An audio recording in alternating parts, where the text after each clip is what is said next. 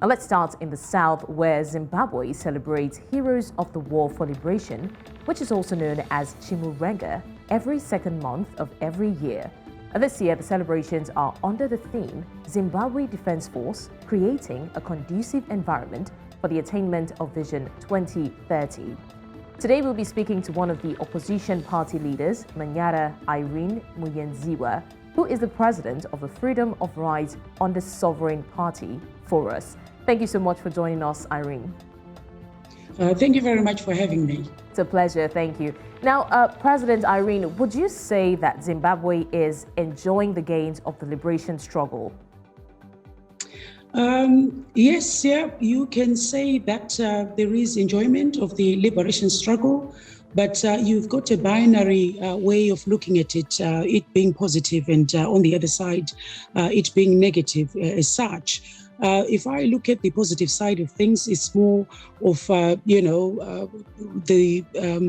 removing of the minority rule and the enfranchising of the blacks, finding their feet within their own country and achieving independence.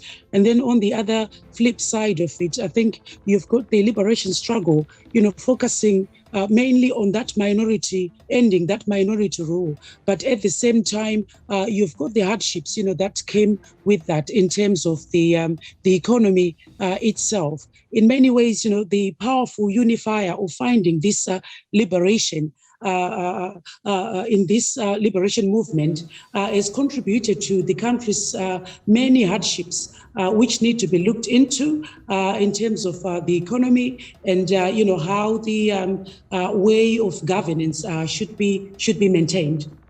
All right. Also, President Irene, could you walk us through the ways that women are participating in the modern Zimbabwe politics as of today? There is not that much participation where women are concerned in Zimbabwean politics. You've got quite a lot of irregularities that are there in terms of, reaching this 50-50 representation in parliament. Within these irregularities, you've got manipulations, that set, selection procedures. You've got criterias and acts of, violence against women, that are aimed at intimidating women and silencing women's voices in politics. This is something that is well known as a non-compliance, within the constitution itself, by so many political parties, within the Zimbabwean country itself. So you find, during appointments and candidate selection, the gender balance has not yet been achieved. So there is a lot of obstacles that are being found when it comes to women participation in politics in Zimbabwe. And like I've said before, this is largely, shaped by so many things, such as social and cultural norms, and all these barriers, form some sort of, deterrence where women's participation in politics are concerned.